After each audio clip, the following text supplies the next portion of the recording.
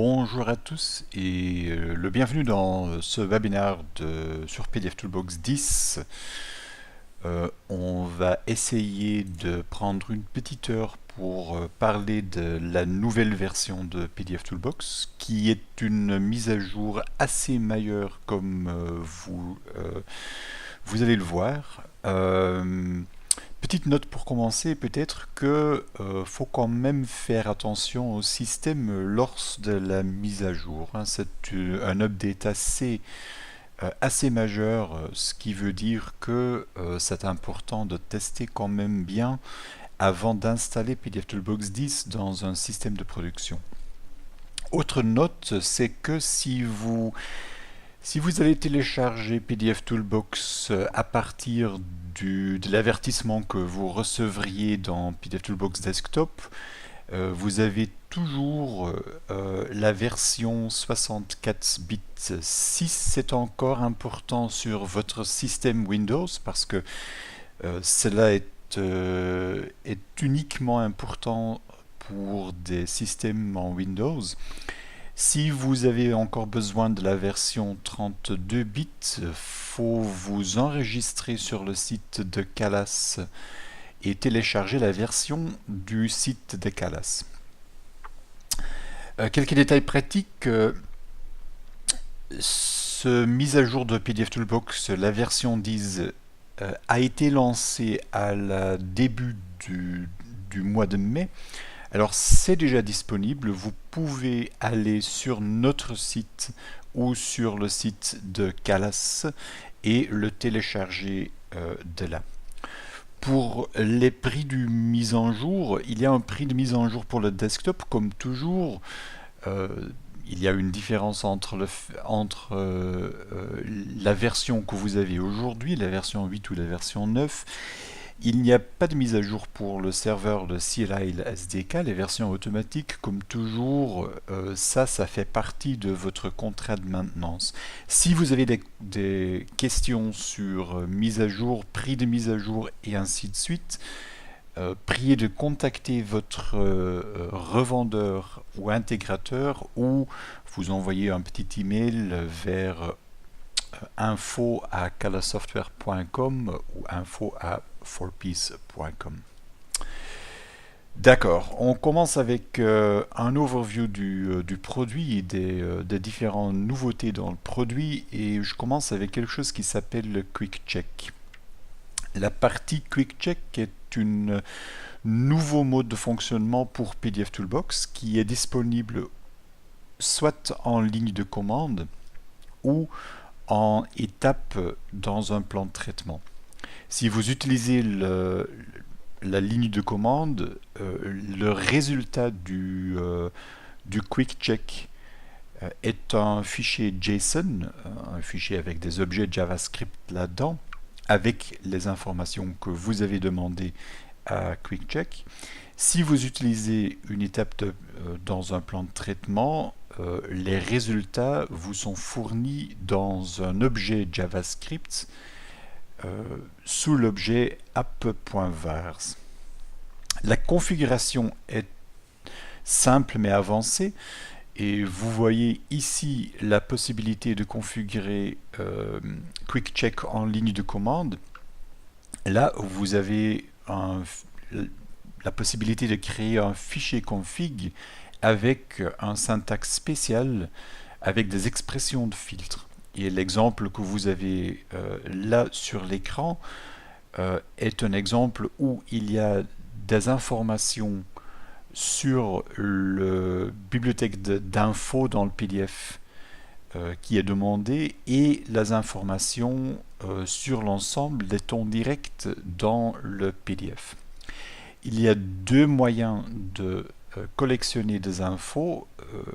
Le premier, c'est d'utiliser l'objet ou la configuration $direct et dans ce cas, vous avez accédé directement aux différents objets, différentes structures dans le PDF à partir de l'objet root dans le PDF. À l'autre côté, vous avez la possibilité d'utiliser $aggregated qui va vous donner accès aux informations résumées sur le fichier PDF. Dans l'exemple, comme je disais, des infos sur les tons directs que vous trouviez dans le PDF. Si vous utilisez un plan de traitement, c'est à peu près la même chose, mais il n'y a pas de fichier de configuration, mais une étape dans un plan de traitement où il faut écrire un petit peu de JavaScript pour configurer ce qui se passe dans ou ce que QuickCheck va faire. Même exemple ici où j'ai la possibilité d'accéder aux objets dans le fichier PDF avec le point direct, et point aggregated me donne dans cet exemple ici le nom du document, l'emplacement du document sur mon système et les infos sur le trimbox des différentes pages dans le document. Seconde chose que je veux accéder, c'est le mode test. Et qu'est-ce que le mode test? En fait, c'est un nouveau fenêtre d'exécution accessible à partir des éditeurs des vérifications, des corrections, des profils, des plans de traitement. Et avec la mode test, vous avez la possibilité de tester ces vérifications, corrections et ainsi de suite, sans jamais avoir peur que vous allez perdre votre fichier de test vous-même, et d'une manière assez vite. Et ce que je vais faire ici, c'est de changer un petit peu du PowerPoint vers PDF Toolbox. Et dans PDF Toolbox, je vais prendre un document et un plan de traitement. Un plan de traitement dans ce cas qui va créer un fichier BAT. Et normalement, j'utiliserai analyser et corriger pour tester si le plan de traitement fait ce que je veux. Dans ce cas, je vais ouvrir l'éditeur du plan de traitement et après utiliser le nouveau bouton test que j'ai là-dedans. Mon plan de traitement contient des variables. Alors la première chose que PDF Toolbox va faire, c'est de me demander les valeurs des variables que je veux utiliser. Je dis OK et je verrai immédiatement les choses que PDF Toolbox a fait, les résultats, et le document qu'il vient de me créer. Ce qui est assez facile, c'est que j'ai une liste disponible avec tous les documents que j'ai utilisés les derniers temps. Alors je pourrais regarder si, par exemple, je peux prendre sélectionner un autre document et de nouveau, immédiatement, PDF Toolbox va appliquer le plan de traitement sur ce document-là et il va me montrer le résultat. Ce qui est important, c'est que ce ne sont pas les documents originaux qu'il va utiliser. En fait, ce qu'il fait, c'est de créer une copie du document que je sélectionne et après d'utiliser ce copie-là pour créer le document de résultat.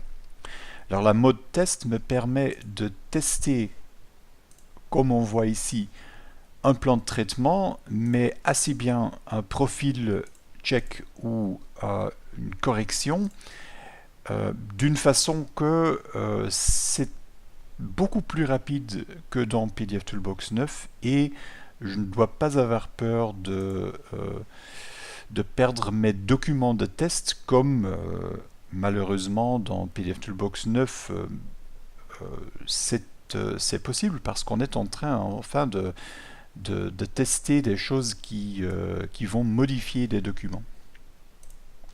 Alors cette mode de test peut vous quand même sauvegarder beaucoup de temps, spécifiquement quand vous avez des vérifications ou des plans de traitement qui sont assez complexes dans PDF Toolbox. Prochain point est un point où on va parler des vérifications et la première chose là, c'est que dans PDF Toolbox 10, j'ai moyen d'inverser les résultats d'un contrôle. Et ça a l'air assez simple, mais c'est quand même important dans PDF Toolbox. Je vous donne un exemple de cela aussi. Un instant, je prends... laisse-moi faire autrement. Voilà. Je prends un document et j'ai un document avec 3 lignes de texte pour exemple. Ligne de texte qui utilise un ton direct qui s'appelle Varnish, un autre qui s'appelle Orange et une troisième ligne de texte qui n'utilise pas de ton direct mais qui est une couleur verte en CMGN.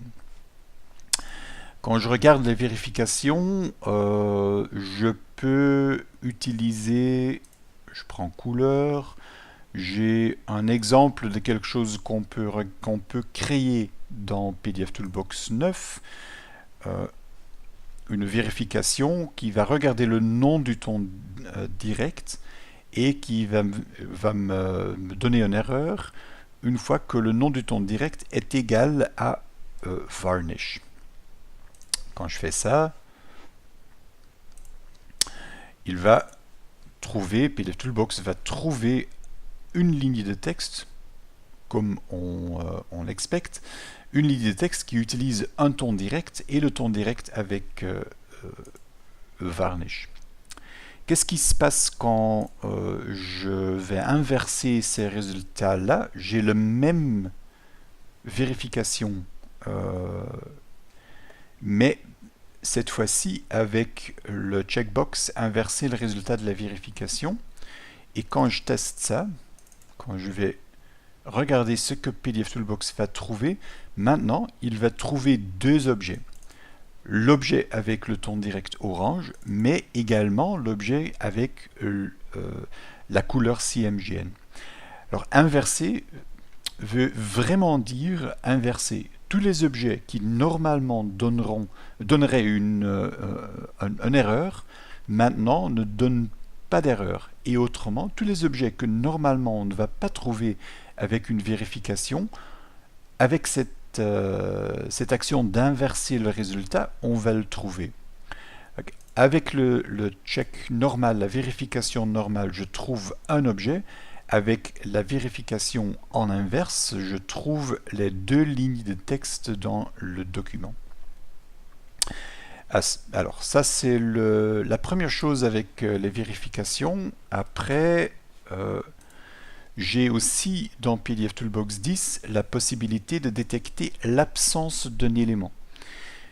Ce qui a l'air un petit peu étrange, mais ce qui veut dire que je peux regarder ou chercher un document ou une page dans un document et donner une erreur si dans cette page ou dans ce document, c'est pour ça qu'on a ces deux conditions-là, si dans la page ou dans le document complète, j'ai pas d'objet qui correspondent à certaines conditions. De nouveau, ça a l'air un petit peu étrange, mais je vous donne un exemple assez simple. J'ai deux fichiers ici. Et dans premier fichier, j'ai une image, mais j'ai pas de ligne de coupe. Dans le deuxième exemple, j'ai la même image, mais cette fois-ci avec une ligne de coupe ajoutée. Alors, dans beaucoup de flux de travail, ce que je voudrais avoir, c'est une erreur pour les documents qui n'ont pas été préparés avec une ligne de coupe. Alors, ça veut dire que il me faut une vérification qui va donner une erreur dans l'absence des objets qui utilisent par exemple un ton direct qui s'appelle cut ou ligne de coupe ou ainsi de suite.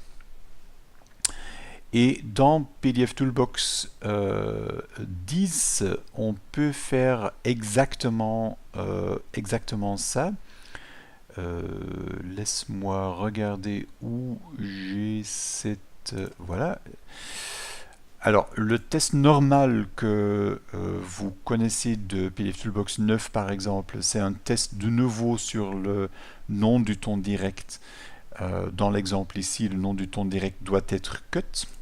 Et avec ce test-là, je vais naturellement avoir une erreur pour le document qui contient des objets qui utilisent ce ton direct.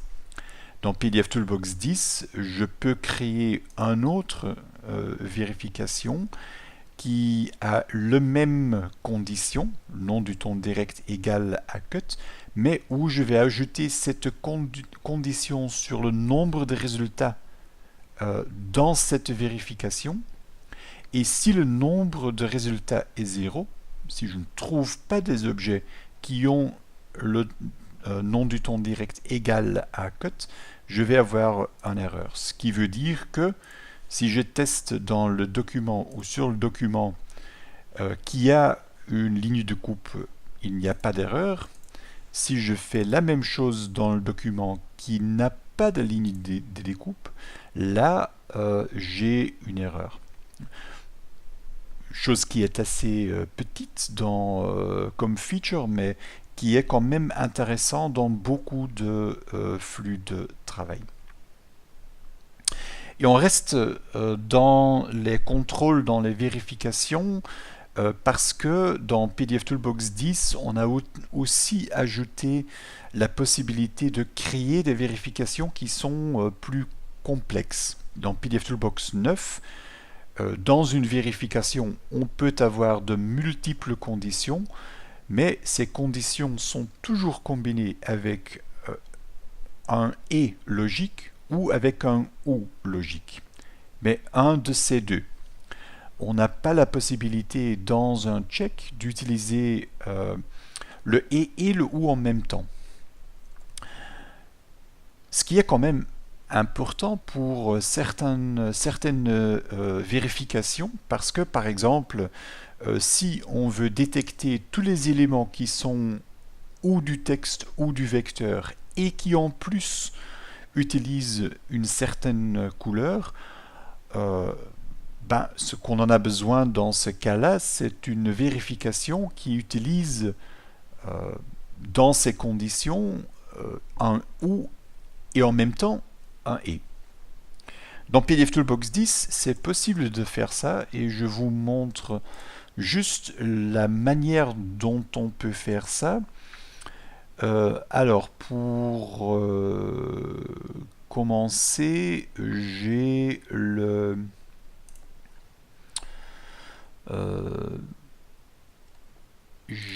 la vérification ici, Detect Text or Vector Elements, détecter les éléments texte ou vectoriels, où j'ai deux conditions, texte est vrai ou objet vectoriel est vrai, avec la possibilité d'utiliser un ou entre ces deux conditions-là. Si après j'utilise, et je vais chercher juste la vérification que je vais vous montrer, voilà, si après je veux créer quelque chose qui est plus complexe, je peux utiliser une nouvelle condition qui s'appelle inclure d'autres vérifications, qui va en effet inclure dans la vérification que je suis en train de créer le résultat obtenu du pre-flight avec le check que je vais sélectionner là. Alors, j'ai la combinaison du résultat de Detect Text or Vector Elements avec un autre check, Detect Pantone, la couleur qu'on veut détecter. Alors, cette condition-là, cette condition d'inclure d'autres vérifications, te permet de créer des vérifications qui sont plus complexes en combiner les résultats qu'on obtient de différentes vérifications. D'accord. Alors, je retourne vers ici et on va après parler des plans de traitement. Alors, comme vous avez vu, c'est possible dans PDF Toolbox de créer des vérifications qui sont plus complexes. En plus, j'ai la possibilité de créer des plans de traitement qui sont aussi plus intelligents, plus complexes. Il y a trois choses qui sont ajoutées dans des plans de traitement. Premièrement, j'ai la possibilité, dans un plan de traitement, d'utiliser un autre plan de traitement. Jusqu'à PDF Toolbox 9, on avait la possibilité d'utiliser dans un plan de traitement des vérifications, des corrections, des actions, des profils ou des JavaScript. Dans PDF Toolbox 10, on a également la possibilité d'avoir une étape dans un plan de traitement qui est un autre plan de traitement pour créer des choses qui sont un petit peu plus intelligentes, plus complexes. On a aussi dans PDF Toolbox 10 la possibilité de recommencer avec ou le fichier original ou le fichier PDF qu'on avait dans une autre étape du plan de traitement. L'exemple qu'on a ici, c'est qu'on a un PDF original, on a un plan de traitement, on va exécuter l'étape 1 du plan de traitement, ça me donne un résultat, mais je ne veux pas utiliser le résultat de l'étape 1. En fait, après investiguer ce que le plan de traitement a fait, peut-être que je veux recommencer avec le PDF original et PDF Toolbox 10 me donne la possibilité de faire exactement ça. Et troisième possibilité ou troisième nouvelle étape qu'on a dans un plan de traitement, c'est la possibilité de créer, de générer de multiples résultats. J'ai dans PDF Toolbox 10 une étape que je peux insérer dans un plan de traitement et cette étape-là va dire à PDF Toolbox qu'il doit générer le résultat, exporter le résultat à cet endroit dans le plan de traitement et le sauvegarder comme fichier PDF. Et ainsi de suite, je peux créer des plans de traitement qui n'ont pas un résultat, qui n'ont pas un PDF qu'ils vont créer, mais qui vont créer 2, 3, 4 différents PDF, autant que vous en avez besoin. Comment est-ce que ça fonctionne? De nouveau, c'est assez simple. Et je vous montre un exemple et après je vous montre quelques plans de traitement. Voilà, l'exemple que je vais utiliser ici, c'est le même exemple pour créer un BAT. Ben maintenant, ce que je veux faire, c'est de roter un document avant et après créer le BAT. Quand je regarde le plan de traitement, ce que vous voyez, c'est que maintenant j'ai un correctif dans le plan de traitement qui est suivi d'un plan de traitement même. Alors la possibilité dans un plan de traitement d'utiliser un autre plan de traitement. Et je peux tester ça et ce que ça va me donner comme résultat, c'est le même résultat que j'ai vu en avant avec ce plan de traitement pour créer un BAT, mais maintenant j'ai inclus une rotation du document original avant de créer le BAT. Dans la liste des résultats, j'ai le fait que j'ai exécuté une correction et après le fait que j'ai exécuté un autre plan de traitement avec dans ce plan de traitement une action et une autre correction. Alors j'ai toute la liste des choses qui a été faite sur le document là.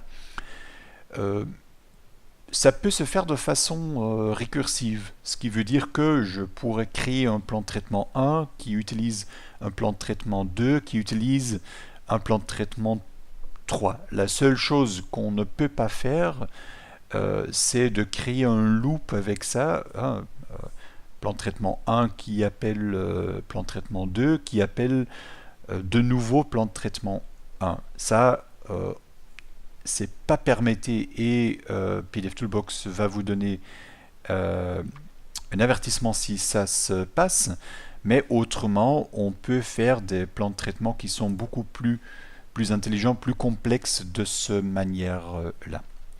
Je vous montre les deux autres possibilités. La possibilité de exporter, de générer un autre PDF de résultat d'un plan de traitement se fait avec l'étape créer une copie PDF où je peux indiquer que je veux utiliser un préfixe ou suffixe dans le nom du PDF que je vais créer et où je peux aussi indiquer que je veux créer de façon automatique un sous-dossier et après insérer le PDF généré dans ce sous-dossier-là.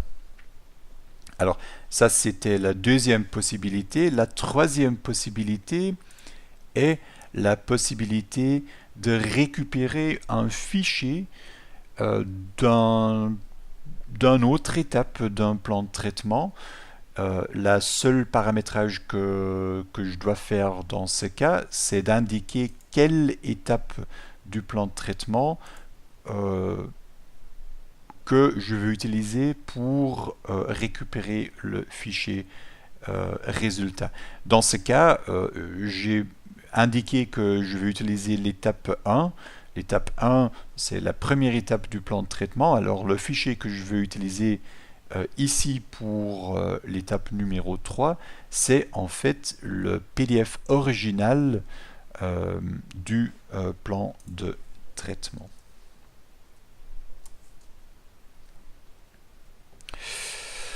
Ok.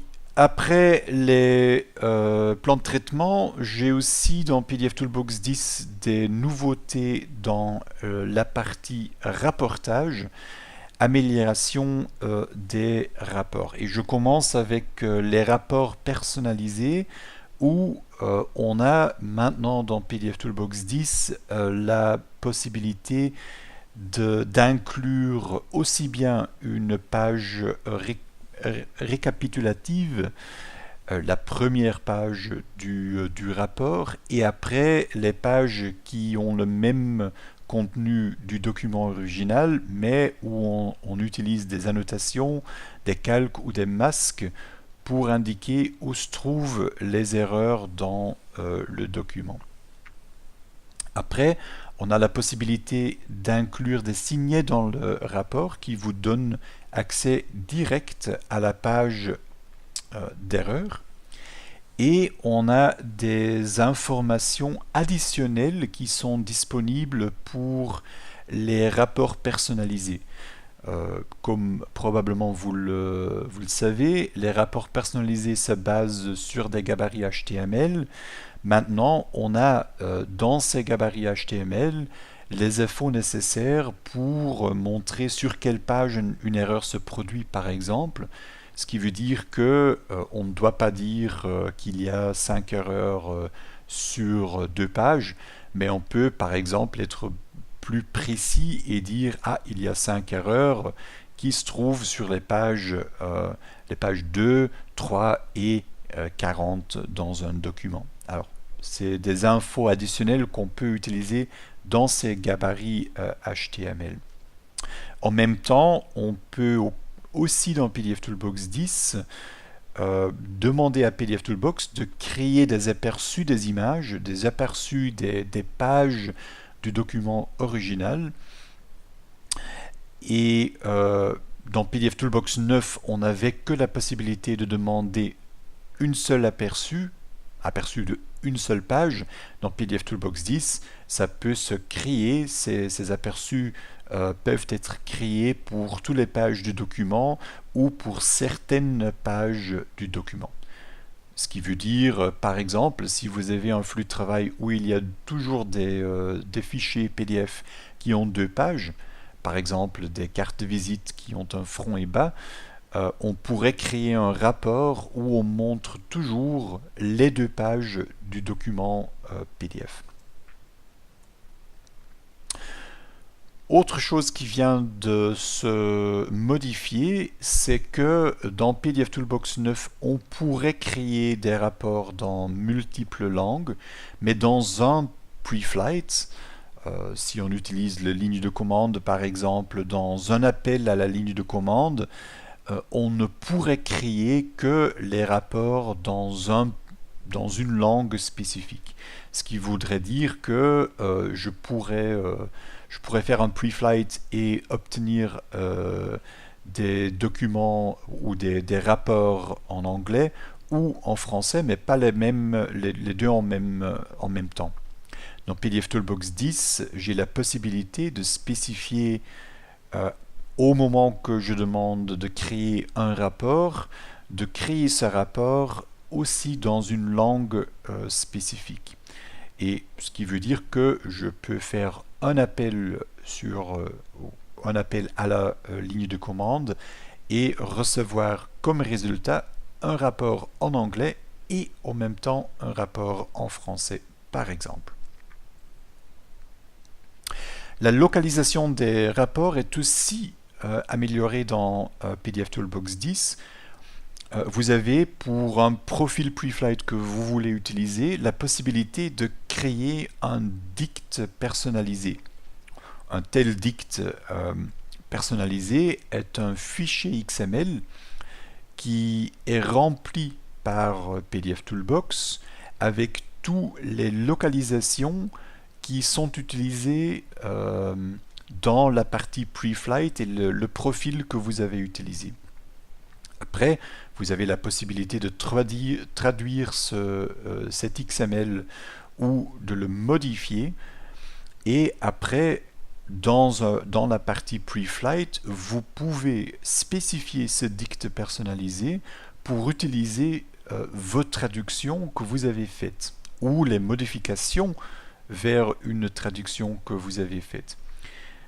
Deux choses importantes là, ça me permet par exemple de traduire PDF Toolbox dans des langues qui ne sont pas supportées par PDF Toolbox même, par exemple pour créer un rapport en arabe, parce que arabe normalement n'est pas supporté par PDF Toolbox même, ou je pourrais dire non, ce que je vais faire c'est de demander à PDF Toolbox de me donner le dict personnalisé pour la traduction français par exemple, et je vais modifier les traductions qui se trouvent dans ce dict pour modifier la manière dont PDF Toolbox va créer des rapports en français.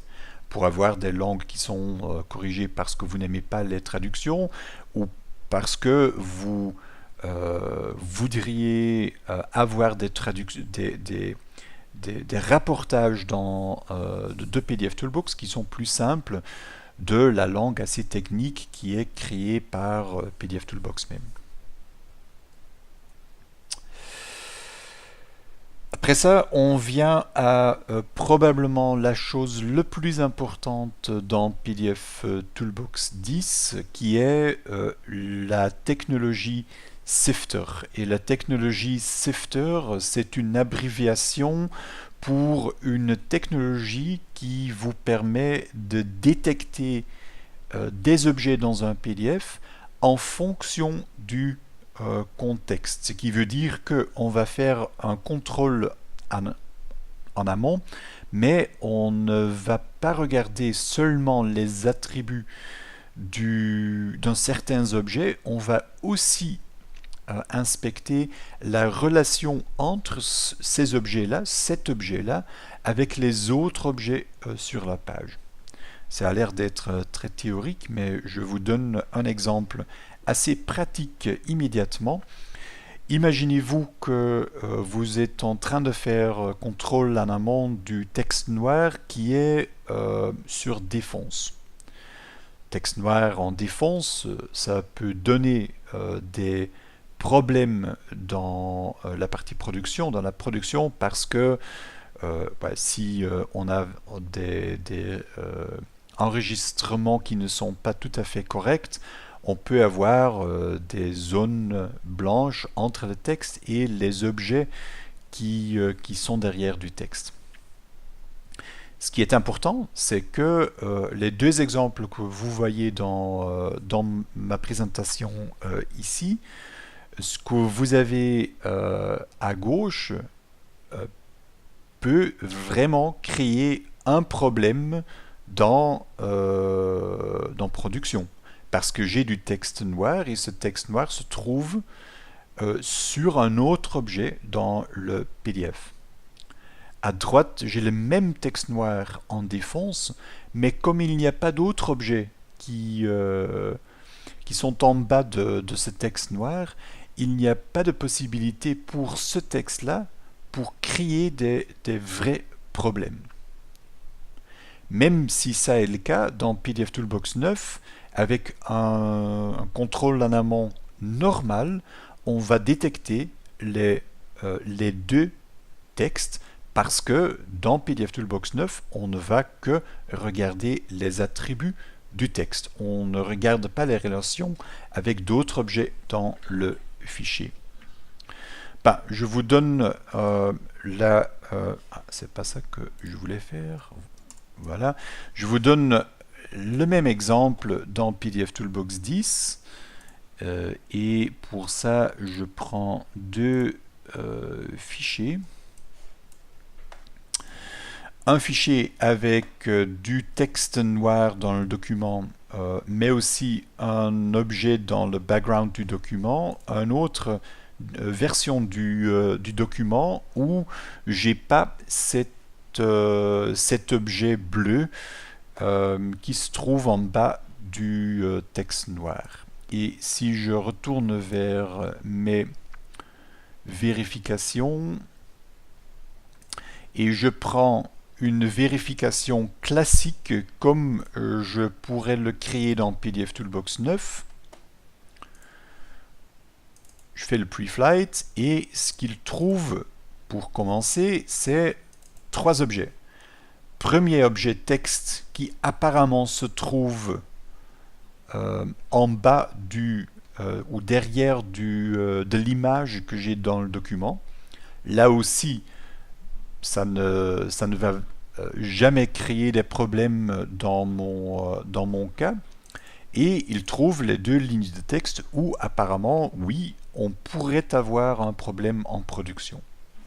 Si je prends l'autre document, ça devient pire parce que dans ce document-là, il va aussi identifier ces trois lignes de texte lorsque dans ce cas-là, le document en effet est bien. Il n'y a aucune de ces trois lignes de texte qui peut vraiment créer un problème en production. Alors, ce que je peux faire maintenant, c'est de prendre ma vérification qui utilise la technologie Sifter et dans ce cas, il va détecter les deux objets qui, en effet, peuvent créer un problème en production. Il ne va plus rapporter l'objet qui est invisible parce que c'est derrière l'image dans mon fichier. Alors ça, c'est le résultat que vraiment je veux et ça va se confirmer quand je vais faire le même test dans le document ici parce qu'ici il me dit pas de problème, ce qui est exactement ce que je voulais parce que ici le texte est invisible, alors pas de problème, et les textes que j'ai en bas ne peuvent jamais créer des problèmes avec l'enregistrement dans la production parce que il n'y a pas d'objets qui sont derrière ces lignes de texte. Comment est-ce que ça se fait? Ça se fait avec cette technologie Sifter. Vous voyez dans ma présentation où se trouvent ces objets-là. Il y a une nouvelle catégorie ou nouveau groupe de conditions qui s'appelle Context Aware Object Detection. qui est le nom officiel de la technologie. Et dans la liste en droit, vous voyez tous les différentes conditions qu'on a dans ce groupe qu'on peut créer avec cette technologie-là. Ce que vous voyez là, c'est tous les différentes relations qu'on peut avoir entre différents objets, comme est-ce qu'on a un objet qui est en dessous ou en dessus un autre objet? Est-ce qu'on a des objets qui sont masqués? Est-ce qu'on a des objets qui sont visibles ou qui sont invisibles? Est-ce que j'ai des objets qui viennent, et ça je pense c'est un autre exemple que j'ai ici, est-ce qu'on a des objets qui viennent trop près d'une forme complexe comme une ligne de coupe par exemple? Est-ce que j'ai des objets qui sont à l'extérieur d'une forme complexe comme une ligne de coupe? Alors, toutes ces différentes conditions peuvent s'utiliser avec ou pour améliorer les vérifications qu'on peut déjà faire dans PDF Toolbox 9. Et je vous donne un autre exemple pour indiquer un petit peu la puissance de cette technologie. Et après, c'est à vous pour regarder où vous pouvez utiliser ça dans vos flux de travail naturellement. Ici, j'ai un fichier qui est une étiquette avec une ligne de coupe. Ligne de coupe qui n'est pas rectangulaire mais qui est irrégulière, ligne de coupe complexe. Et ce qu'on veut faire dans beaucoup de cas, c'est de voir si j'ai par exemple des lignes de texte, des mots qui viennent trop près de cette ligne de coupe. Vérifier ça est impossible avec PDF Toolbox 9. Avec PDF Toolbox 10, on a la possibilité avec la technologie Sifter pour vérifier exactement ça. Et je peux essayer ça. Vérification qu'il y a dans ce cas deux variables là-dedans. Je vais pour commencer dire je veux détecter tout ce qui a de plus près de 2 mm d'une ligne de coupe, et la ligne de coupe ici est identifiée par des objets vectoriels qui utilisent un ton direct qui s'appelle cutline. Voilà, je fais ça, j'ai un objet qui est trouvé, ce qui est l'objet best before qui vient trop près de la ligne de coupe. Pour vous montrer que cette technologie peut détecter quand même très détaillé, je vais faire la même chose mais cette fois-ci avec 3 mm et non pas avec 2 mm. Et dans ce cas, PDF Toolbox va me trouver trois différents textes. Le premier texte, c'est le Y que j'ai ici parce qu'il est un petit peu plus près du ligne de coupe que les autres caractères apparemment. La deuxième, c'est le P. Et la troisième, naturellement, c'est encore le best before que j'avais trouvé en avant. Pour vous montrer avec cette étiquette autre possibilité, j'ai une vérification qui va me détecter tous les objets qui sont invisibles. Et quand je fais ça, il me trouve des objets qui ne sont pas visibles parce que il y a deux possibilités dans ce cas pour invisibilité. Première possibilité, c'est que ces objets ont été masqués dans le PDF. La deuxième possibilité, c'est qu'il y a d'autres objets qui ne sont pas transparents et qui ne sont pas en surimpression, qui sont en avant ou dessus, si vous voulez, ces objets invisibles. Ouais, c'est difficile à voir un objet invisible, mais ici, PDF Toolbox me donne un petit outil pour faire exactement ça. Alors si je regarde les différents objets, j'ai des objets texte, des objets vectoriels qui sont tous invisibles. Bien sûr, ces possibilités-là, ces vérifications-là, je pourrais aussi les utiliser dans une correction. Et j'ai une correction ici qui me dit Remove Invisible Objects, qui va supprimer tous les objets qui sont invisibles. Alors, il va rendre le document moins complexe par supprimer ces objets qui sont invisibles sans naturellement modifier l'aspect visuel du document parce que ce sont des objets qui sont invisibles. Supprimer des objets qui sont invisibles ne vous montre pas grand chose. Ce que je vais faire ici comme démo, c'est l'inverse, c'est de supprimer tous les objets qui sont en effet visibles du document. Et quand je fais ça,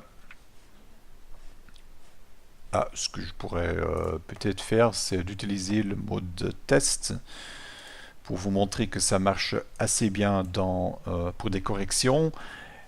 Une fois que j'ai supprimé tous les objets qui sont visibles, ce qui me reste, c'est les objets qui étaient invisibles dans le document.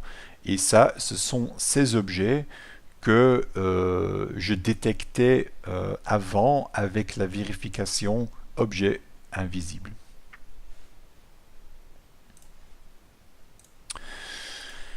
Voilà, ça pour la technologie Sifter, juste pour vous montrer où ça se trouve. Quand vous créez une vérification, vous auriez une nouvelle partie de conditions qui s'appelle détection d'objets contextuels. Et là, vous avez toutes les possibilités de cette technologie-là. Je retourne vers ma présentation pour ce que je pense est le dernier sujet d'aujourd'hui. Et on parle ici d'un sujet commercial, mais aussi un petit peu technique, si vous voulez, et c'est la partie serveur licence. On a aujourd'hui dans certains environnements un problème avec PDF Toolbox et les licences de PDF Toolbox. Et le problème est que ces licences ou que PDF Toolbox doit être activé sur des machines réelles ou virtuelles, n'importe. Mais on a toujours cette action d'activation. Et cette action d'activation est en partie manuelle. Ce qui le rend très très difficile dans des environnements, par exemple comme Amazon EC2 et autres, où on a la possibilité de lancer des machines, des serveurs à la demande. On a beaucoup de documents qu'on doit traiter.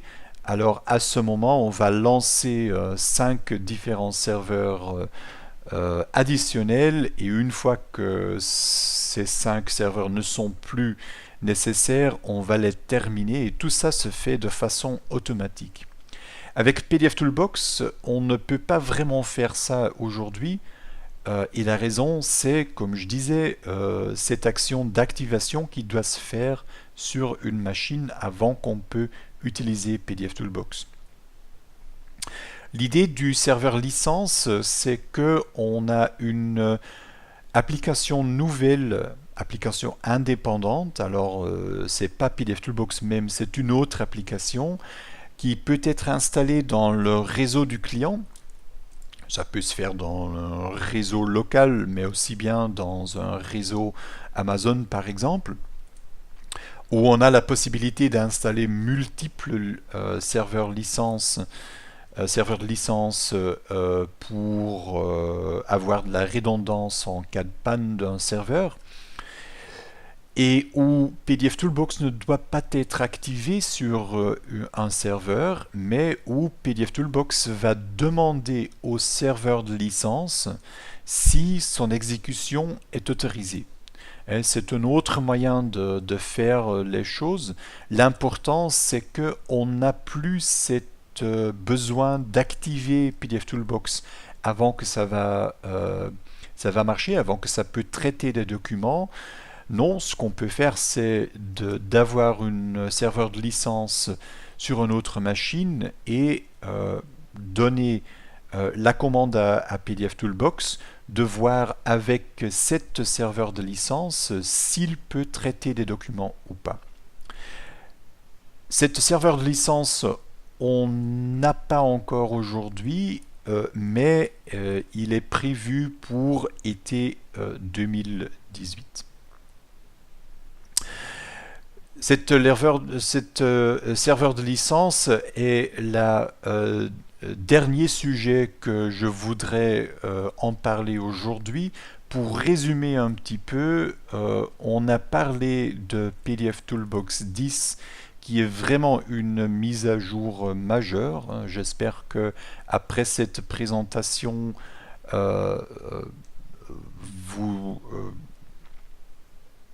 vous êtes en accordance avec moi qu'il y a quand même beaucoup de fonctionnalités nouveaux dans PDF Toolbox 10. Comme je disais au début de la présentation, faites quand même attention quand vous faites la mise à jour. C'est une mise à jour importante. C'est alors aussi important de l'installer, de le tester dans un environnement de test avant que vous le confiez à votre environnement de production. C'est disponible, vous pouvez le télécharger du site 4Ps, 4ps.com. Vous pouvez également le télécharger du site Calas Software, calassoftware.com. Toutes les différentes versions sont aujourd'hui disponibles. Si vous avez des questions sur prix ou disponibilité, n'hésitez pas, envoyez-nous un email info@4ps.com ou info@calassoftware.com. Et pour résumer un petit peu, ce que vous voyez là, c'est tous les différents sujets dont lesquels on a parlé aujourd'hui dans la présentation. Et après, vous voyez qu'il y a assez d'autres possibilités dans PDF Toolbox 9 où on n'avait pas le temps d'aller en détail, mais comme toujours, on a la documentation pour PDF Toolbox. Si vous allez sur le site web help.calassoftware.com, vous avez de la documentation détaillée pour toutes les nouvelles possibilités de ce mise à jour version 10. Voilà, après ça, la seule chose qui me reste, c'est de vous remercier de prendre le temps pour voir toutes ces nouvelles possibilités dans PDF Toolbox 10. Si vous avez des questions, n'hésitez pas. Si ce sont des questions techniques, vous avez aussi la possibilité d'envoyer des emails vers support@4ps.com. Si ma présentation ici vous laisse avec des questions spécifiques dans votre flux de travail ou quoi que ce soit, n'hésitez pas de m'envoyer un email à moi. Vous avez mon adresse email sur le dernier slide de la présentation. Merci beaucoup et bonne journée à vous.